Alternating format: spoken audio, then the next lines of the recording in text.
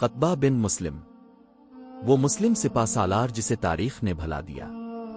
قطبہ بن مسلم اسلامی تاریخ کے ایک عظیم سپہ سالار تھے جنہوں نے بنو امیہ کے دور میں اسلام کو وسطی ایشیا تک پہنچایا۔ وہ کیوں خاص تھے؟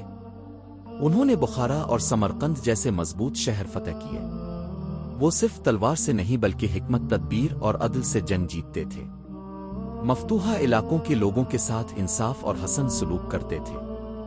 ایک حیرت انگیز حقیقت، فتح کے بعد وہ لوگوں پر ظلم نہیں کرتے تھے، ان کے مذہب اور ثقافت کا احترام کرتے تھے، اسلام کو زبردستی مسلط نہیں کیا۔ اسی اخلاق کی وجہ سے ہزاروں لوگ خود اسلام کی طرف مائل ہوئے۔ افسوسناک انجام، اتنی عظیم خدمات کے باوجود سیاسی اختلافات کی وجہ سے انہیں شہید کر دیا گیا، اور وقت کے ساتھ ان کا نام تاریخ کے اوراق میں دب گیا۔